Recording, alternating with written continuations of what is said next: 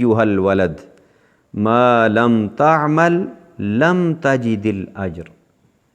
امام غزالی رحمہ اللہ فرماتے ہیں طلباء کو مخاطب کرتے ہوئے، اور ہم میں سے ہر کوئی ان الفاظ کا مخاطب ہے، فرماتے ہیں بیٹا جب تک عمل نہیں کرو گے اجر نہیں ملے گا۔ اجر کن کا حصہ ہوتا ہے؟ عمل کرنے والوں کا۔ پورا قرآن کریم اس سے بھرا ہوا ہے۔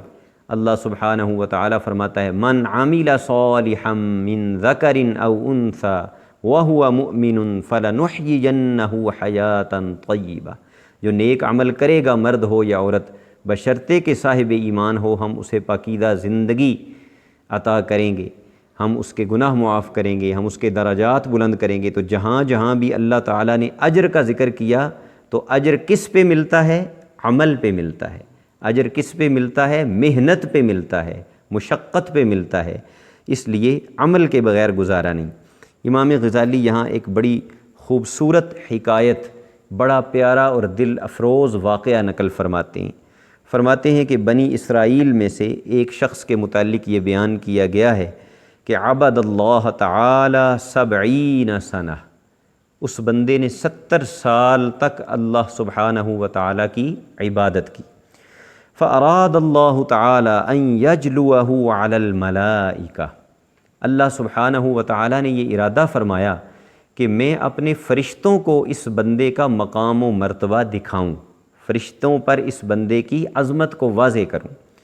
تو اللہ تعالیٰ نے ایک فرشتہ بھیجا اس کا امتحان لینے کے لیے۔ اس فرشتے نے آ کر اس بندے سے جو 70 سال سے مسلسل عبادت کر رہا تھا، اسے آ کر کہا کہ تم نے یہ جو عبادت کی ہے تو کہاں تمہارے یہ چند سجدے، تمہاری یہ چند نمازیں، اور کہاں اللہ سبحانہ و تعالیٰ کی ذات والا صفات اور اس کی ربوبیت اور اس کے احسانات؟ تو اتنی عبادت کے ساتھ تو تم جنت میں نہیں جا سکتے۔ یہ امتحان تھا نا، آزمائش تھی۔ فرشتے نے آ کر کہا کہ اتنی عبادت کے ساتھ تو تم جنت کے مستحق نہیں بن سکتے۔ یہ کہہ کے فرشتہ چلا آیا۔ اب دیکھیے ایک بندہ بڑی محنت سے ایک کام کر رہا ہو اور کوئی جا کر اسے کہے کہ تم نے یہ کیا کیا ہے، یہ کیا کام ہے، یہ بھی کوئی کام ہے جو تم نے کیا ہے، تو کیا ہوتا ہے؟ بندہ ڈس ہارٹ ہوتا ہے نا، اس کا حوصلہ ٹوٹتا ہے۔ لیکن جب وہ فرشتہ جا چکا نا تو اس بندے نے پھر سر سجدے میں رکھ دیا اور اس نے کہا الہی انت اعلم بما قال، کہ یا اللہ تو بہتر جانتا ہے کہ یہ جو آیا تھا انسانی شکل میں یہ فرشتہ یہ مجھے کیا کہہ کے گیا ہے۔ لیکن اس بندے نے کہا کہ یا اللہ اگرچہ مجھے پتہ ہے کہ میری یہ عبادتیں مجھے جنت کا مستحق نہیں بنا سکتیں یا میری یہ عبادتیں تیری شان کے لائق نہیں، لیکن چونکہ تیرا حکم ہے کہ میری عبادت کرو تو یا اللہ میں تیرے حکم کو اسی طرح پورا کرتا رہوں گا، میں عبادت کرتا رہوں گا، جنت کا مستحق بنوں یا نہ بنوں یہ تیرے کرم کا معاملہ ہے۔ تیرا حکم ہے کہ سجدہ کرو میں سجدہ کروں گا، تیرا حکم ہے کہ نماز پڑھو میں نماز پڑھوں گا۔ تو اللہ سبحانہ و تعالی نے فرشتے کو بھیجا اور اس نے آ کر کہا، یا اللہ تعالیٰ نے فرشتوں کو فرمایا کہ اذا هو لم يعرض عن عبادتنا فنحن مع الكرم لا نعرض عنه، کہ وہ بندہ ہو کر کمزور ہو کر اور یہ فرشتے کی یہ بات سن کر بھی ہماری عبادت سے اس نے منہ نہیں پھیرا، تو اللہ فرماتا ہے فرشتوں کو کہ میں تو بڑا کریم اور بڑا مہربان رب ہوں، میں اپنے بندے سے منہ کیوں پھیروں، میں اپنی رحمت سے اسے کیوں محروم کروں۔ اشہدوا یا ملائکتی انی قد غفرت لہ، اے فرشتوں گواہ ہو جاؤ کہ میں نے اس بندے کو معاف فرما دیا، اس کی بخشش فرما دی۔ اس حکایت سے بھی امام غزالی جو نتیجہ دینا چاہتے ہیں، جو ہمیں سبق دینا چاہتے ہیں، وہ کیا ہے کہ عمل کے بغیر گزارا نہیں، اچھے افعال کے بغیر گزارا نہیں۔ بندہ اسی پر خوش ہو جائے کہ میرے پاس بڑی سندیں آ گئی ہیں، میں علامہ بن گیا ہوں، میں مفتی بن گیا ہوں، میں شیخ الحدیث ہو گیا ہوں، میرے اتنے شاگرد ہو گئے ہیں، اللہ کے دربار میں ان چیزوں کی کل کوئی حیثیت نہیں ہوگی اگر بندے کے پلے عمل نہیں ہوں گے، اگر بندے کے پلے میں نیک اعمال اور نیک افعال کا ذخیرہ نہیں ہوگا۔ قال رسول اللہ صلی اللہ علیہ وسلم حاسبوا انفسکم قبل ان تحاسبوا، امام غزالی علیہ الرحمہ حدیث ذکر کرتے ہیں کہ حضور علیہ السلام نے فرمایا کہ اپنا محاسبہ کرو اس سے پہلے کہ تمہارا محاسبہ کیا جائے۔ بعض محدثین نے اسے حضرت سیدنا عمر فاروق رضی اللہ تعالی عنہ کا قول قرار دیا ہے، لیکن امام غزالی اس کو حدیث نبوی قرار دے رہے ہیں کہ اپنا محاسبہ کرو اس سے پہلے کہ تمہارا محاسبہ کیا جائے، یعنی اللہ سبحانہ و تعالی کل تمہیں اپنے سامنے کھڑا کر کے میدان محشر میں تو تم سے ایک ایک عمل کے بارے میں پوچھے، اس سے پہلے خود اپنے آپ کا حساب لینا شروع کرو۔ صوفیاء کرام کا طریقہ ہوتا ہے کہ وہ ہر روز رات کو سونے سے پہلے اپنے سارے دن کے اعمال کا جائزہ لیتے ہیں، آج میں نے کیا کیا، اور میرے لیے اور آپ کے لیے، ہم تو ایک ادنا درجے کے عام سے لوگ ہیں، ہمارے لیے وہ محاسبہ کیا ہوگا کہ سب سے پہلے میں اور آپ رات کو جب سونے کے لیے لیٹیں تو لیٹنے سے پہلے اپنے آپ کا حساب کریں کہ کیا آج دن میں 5 نمازیں پوری پڑھیں، اور نمازوں کو اطمینان سے مسنون طریقے کے مطابق پڑھا۔ میں ایک طالب علم ہوں، کیا آج میں نے اپنے سارے سبق، اپنی ساری جتنے بھی میرے ایکٹیویٹیز ہیں ادارے کی، پڑھنا، یاد کرنا، تکرار، مطالعہ، اگلے سبق کی تیاری، لکھنا، کیا وہ سارے کام میں نے پوری دیانتداری کے ساتھ کیے؟ میں نے اپنی زبان کو آلودہ تو نہیں کیا، میں نے کسی کو گالی تو نہیں دی، میں نے کسی کا نام تو نہیں بگاڑا، میں نے اپنے کسی ساتھی کا دل تو نہیں دکھایا، میں نے کسی کی غیبت یا چغلی تو نہیں لگائی؟ یہ ساری باتیں جن کے متعلق فرمایا جا رہا ہے کہ اس سے پہلے کہ اللہ محاسبہ کرے تمہارا، تم اپنا محاسبہ کرو۔ وَزِنُوا أَعْمَالَكُمْ قَبْلَ أَن تُوزَنُوا، اور اس سے پہلے کہ اللہ کل میزان میں تمہارے عملوں کو تولے، اس سے پہلے اپنے عملوں کو خود تولو۔ عملوں کو تولنے سے کیا مراد ہے؟ عزیزان محترم، عملوں کو تولنے سے مراد یہ ہے کہ ہم یہ جانیں کہ جس طرح دنیا میں چیزوں کا ایک وزن ہوتا ہے، کوئی ہلکی، کوئی بھاری، کوئی درمیانی، اسی طرح اللہ کی بارگاہ میں بھی عملوں کا ایک وزن ہوتا ہے، اور جتنی نیت صاف ہوگی اتنا عمل کا وزن زیادہ ہوگا، جتنا ارادہ پاک ہوگا اتنا عمل کا وزن زیادہ ہوگا، جتنی اللہ کی رضا اور خوشنودی کی نیت پکی ہوگی اتنا عمل کا وزن، اس کی مقبولیت، اس کا مرتبہ اللہ کی بارگاہ میں زیادہ ہوگا۔ تو حاسبو کا مطلب یہ ہوا کہ محاسبہ کرو کہ کام اچھے کیے ہیں یا نہیں کیے، اور برے کاموں سے بچے ہو یا نہیں، اور وزن کرنے کا مطلب یہ ہے کہ پھر اس بات کا بھی جائزہ لو کہ جو اچھے کام کیے ہیں وہ دکھانے کے لیے معاذ اللہ کیے ہیں یا اللہ کو راضی کرنے کے لیے کیے ہیں، اس میں حسن نیت، اس میں اخلاص، اس میں اللہ کی رضا، اللہ کے حبیب علیہ السلام کی اتباع اور پیروی کا جذبہ وہ موجود تھا یا نہیں تھا۔ وقال علی رضی اللہ عنہ من ظن انہ بدون الجہد یصل فہو متمن۔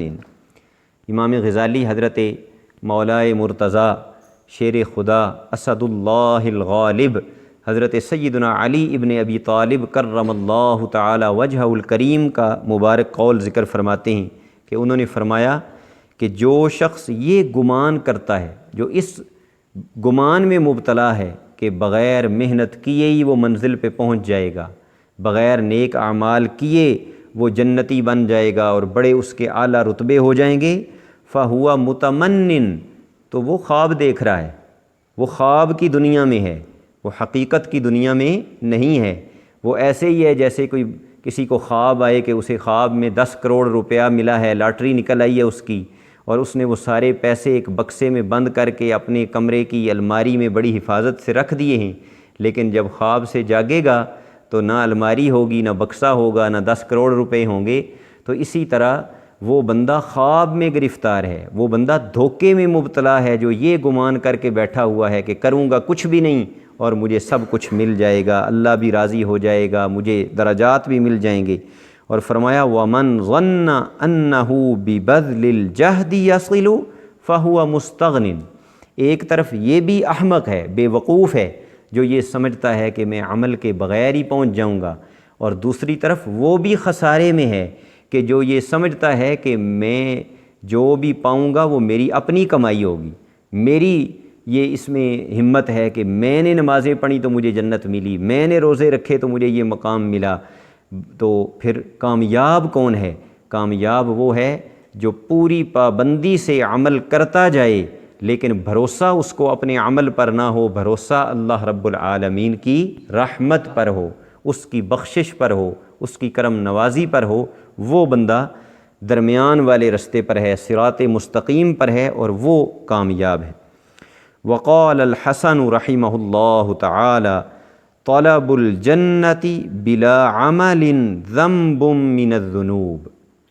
پھر ایک دفعہ امام غزالی حضرت حسن بصری رضی اللہ تعالی عنہ کا ایک اور مبارک ارشاد ذکر فرماتے ہیں کہ انہوں نے فرمایا، عمل نہ کرنا اور جنت مانگتے رہنا اللہ تعالیٰ سے۔ نماز نہیں پڑھ رہا ایک بندہ، پتہ ہے کہ فرض ہے، صحت مند ہے، تندرست ہے، ٹائم بھی ہے، سب کچھ ہے، نماز نہیں پڑھ رہا، قرآن پڑھنا نہیں سیکھا، حرام کاموں سے نہیں بچ رہا، جھوٹ بولتا ہے، سود لیتا دیتا ہے، حرام کاموں میں مبتلا ہے، لیکن اس کے باوجود ہاتھ اٹھا کے بڑے خشوع و خضوع سے دعا مانگتا ہے، یا اللہ مجھے جنت دے دے، یا اللہ مجھے جنت دے دے۔ تو حسن بصری کیا فرماتے ہیں؟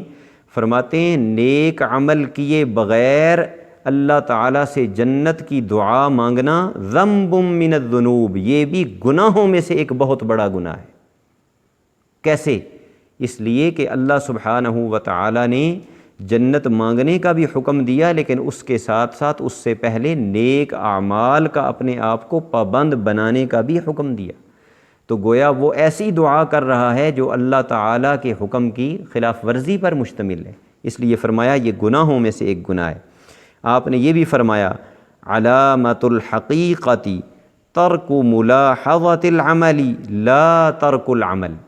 حسن بصری فرماتے ہیں کہ دو الگ الگ چیزیں ہیں، ایک یہ ہے کہ عملوں کو ہی چھوڑ دینا، یہ بھی آپ کو ایسے جاہل مرید، کئی جاہل نام نہاد پیروں فقیروں کے ملیں گے کہ جو کہیں گے کہ بس پیر کا دامن تھام لیا، مرشد کے در پہ آ گئے، بیعت کر لی، تو اب باقی کیا رہ گیا ہے؟ تو جب اللہ نے جنت اپنے فضل سے دینی ہے تو پھر عبادت کا اور ریاضت کا، مشقت کا، محنت کا فائدہ ہی کیا رہ گیا؟ آپ سنتے ہیں نا ایسی باتیں، لوگ کرتے ہیں یا نہیں کرتے کہ اللہ نے بخشنا ہے جی، اپنے عمل سے بخشنا ہے، اپنی رحمت سے بخشنا ہے، اپنے کرم نوازی سے بخشنا ہے، تو پھر ہمیں کیا ضرورت ہے؟ تو امام حسن بصری فرماتے ہیں کہ حقیقت تک جو بندہ پہنچتا ہے تو وہ عمل نہیں چھوڑتا، وہ کیا کرتا ہے؟ عمل کر کے عملوں کو بہت بلند چیز سمجھنا چھوڑتا ہے۔ یہ دو الگ الگ چیزیں، ایک یہ کہ آپ عمل ہی چھوڑ دیں، نماز، روزہ، حج، زکوٰۃ، فرائض و واجبات کو ہی چھوڑ دیں، اور ایک یہ ہے کہ آپ ساری رات سجدے میں رہیں لیکن جب صبح کا وقت آئے تو ندامت ہو آپ کو کہ یا اللہ میں تیری عبادت کا حق ادا نہیں کر سکا، میرے یہ سجدے کیا حیثیت رکھتے ہیں، میری یہ عبادت اس کی تیری شان اور تیری عظمت کے مقابلے میں کوئی حیثیت ہی نہیں، کوئی وقعت ہی نہیں۔ تو وہ فرماتے ہیں کہ مقام حقیقت، یہ صوفیاء کا ایک مقام ہے، مقام حقیقت۔ تو فرماتے ہیں مقام حقیقت پہ پہنچنے کی نشانی یہ نہیں کہ عمل چھوڑ دیے جائیں، بلکہ اس کی نشانی یہ ہے کہ اپنے اعمال کو کچھ سمجھنا چھوڑ دیا جائے، یہ سمجھا جائے کہ میرے عمل جتنے بھی ہیں، میں اگر ساری زندگی ایک پل کے لیے بھی غافل نہ ہوں، ہر لمحہ اللہ کی عبادت اور بندگی میں گزاروں، تو پھر بھی میں اللہ کی ایک نعمت کا شکر بھی ادا نہیں کر سکتا۔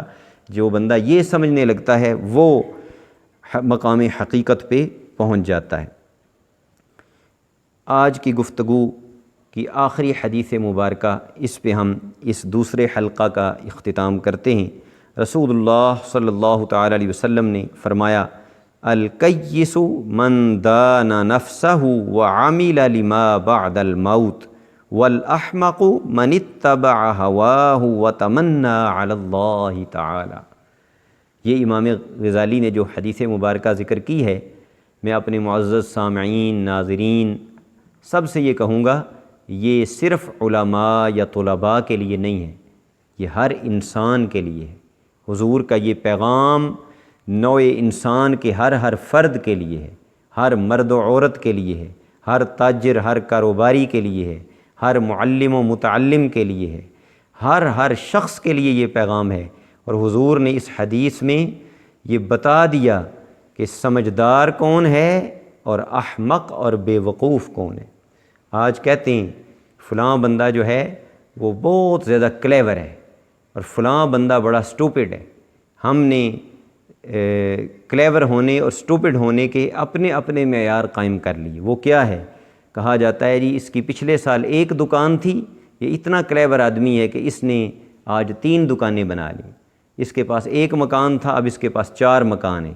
اور جو بندہ بظاہر ان چیزوں میں تھوڑا پیچھے رہ جائے، جس کو کاروبار کا کوئی ڈھنگ نہ آتا ہو، 4 پیسے کمانے نہ آتے ہوں، تو اسے کیا کہا جاتا ہے کہ یہ ہم پنجابی میں کہتے ہیں چلہ، یہ بے وقوف سا آدمی ہے، احمق سا آدمی ہے، اسے کمانا نہیں آتا۔ نبی کریم علیہ السلام سے سنیں کہ کیس دانا کون ہے، عقل مند کون ہے، کس کا دماغ روشن ہے، اور احمق اور بے وقوف کون ہے۔ حضور فرماتے ہیں سمجھدار وہ ہے من دانا نفسہ، جو خود اپنا محاسبہ کرے، جو خود اپنا حساب لے، جو خود اپنا نگران بنے، جو خود اپنا ممتحن ہو کہ میں کیا کر رہا ہوں، میرے اوقات کن کاموں میں لگ رہے ہیں۔ آپ طلباء ہیں، اگر میں آپ کی زندگیوں پر اس حدیث کو منطبق کروں تو میں یوں کہوں گا کہ آپ سوچیں کہ اگر مجھے ادارے میں آئے ہوئے درس نظامی شروع کیے ہوئے 4 سال گزر گئے ہیں، تو 4 سالوں میں میں نے کتنی دیانتداری سے کتابیں پڑھیں، کتنی صلاحیت پیدا کی۔ اگر مجھے آئے ہوئے سال گزرا ہے تو اس سال میں میں نے کیا سیکھا، اگر میرا یہ ہفتہ گزرا ہے تو اس ہفتے میں میں نے کیا کیا۔ خود اپنے ممتحن بن جائیں، خود اپنے آزمائش کرنے والے بن جائیں، اپنا جائزہ لینے والے بن جائیں۔ حضور نے فرمایا وہ سمجھدار ہے۔ وَعَمِلَ لِمَا بَعْدَ الْمَوْتِ، اور فرمایا سمجھدار بندے کی دوسری نشانی یہ ہے کہ دنیا کے پیچھے ہی نہ دوڑتا رہے، موت کے بعد والی زندگی کے لیے آج عملوں کی پونجی جمع کرے، اس کے لیے آج ذخیرہ اکٹھا کرے۔ اور احمق کون ہے؟ من اتبع ہواہ وتمنى علی اللہ تعالی، کہ بات شیطان کی مانتا رہے اور آرزوئیں اور امیدیں اللہ سے وابستہ کرے۔ بات اللہ کی ایک بھی نہیں مانی، قدم قدم پہ شیطان کا کہا مانا ہے، قدم قدم پہ نافرمانیاں کی ہیں، لیکن دعائیں کس سے مانگ رہا ہے؟ اللہ سبحانہ و تعالیٰ سے۔ گویا رستہ شیطان کا چل رہا ہے اور منزل رحمان والی چاہتا ہے۔ گاڑی پہ بیٹھا ہوا ہے جو کفر تک لے کے جانے والی ہے معاذ اللہ، اور نافرمانی تک، اور منزل اور سٹاپ جس پہ اترنا چاہتا ہے وہ سٹاپ اللہ کی رحمت اور اللہ کی رضامندی اور اللہ کی خوشنودی والا ہے، تو ایسا کبھی بھی نہیں ہو سکتا۔ اسی پر ہم آج کے اس دوسرے حلقہ کا اختتام کرتے ہیں، اللہ جل شانہ سے اس دعا کے ساتھ کہ سیدنا امام محمد الغزالی رضی اللہ تعالی عنہ کی قبر انور پر کروڑوں رحمتوں کا نزول فرمائے۔ ان کی بیان کردہ ان خوبصورت دل کو جلا بخشنے والی نصیحتوں پر ہمیں عمل کرنے کی اللہ تعالیٰ توفیق عطا فرمائے۔ اللہ جل شانہ ان نصیحتوں کو ہمارے دل و دماغ کی گہرائیوں میں اتار دے۔ اللہ ہمیں ویسا باعمل اور با کردار خادم دین اور عالم دین بنائے جیسا کہ امام غزالی رضی اللہ تعالی عنہ نے اس اپنے مبارک رسالہ میں بیان فرمایا ہے۔ اللہ کریم ہمیں علم نافع عطا فرمائے، اللہ کریم ہمیں اعمال صالحہ کی توفیق بخشے۔ وصلی اللہ تعالی علی حبیبہ سیدنا و مولانا محمد وعلی آلہ و اصحابہ اجمعین۔